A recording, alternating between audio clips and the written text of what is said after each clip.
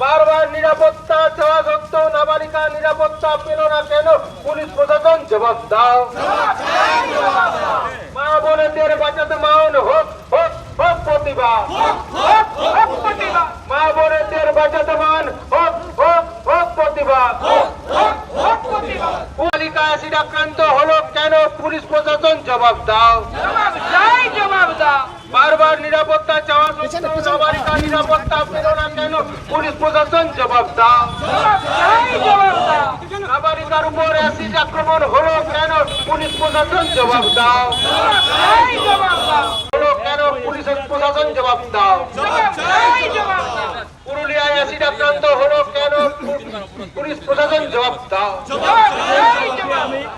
পুরুলিয়ায় নাবালিকা অ্যাসিড আক্রান্ত হলো কেন? পুলিশ প্রশাসন। দাবি এক দফা এক,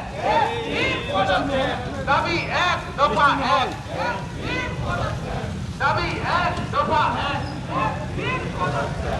রাজ্যের মধ্যে পুরুলিয়াতে এমন ঘটনা কন্টিনিউ হচ্ছে। আরজি করের ঘটনার পরেও পুলিশ প্রশাসন কেউ নিজের বিবেক জ্ঞান ভুলতে পারেনি। আপনারা দেখছেন, দেখুন এসিড হামলায় গত 3 বছরে পশ্চিমবাংলা ভারতবর্ষের প্রথম লাইনে চলে এসছে, 1 নম্বরে আছে। অথচ রাজ্যের মুখ্যমন্ত্রী তথা গৃহমন্ত্রীর কোনো চেতনা নেই, কারণ তার কোনো মা বোনের সুরক্ষার উপরে চিন্তা ভাবনাই নেই। আরজি করের ঘটনার পরে গত 3 দিন আগে আমাদের একজন 17 বছরের বোনের উপরে এসিড হামলা হয়।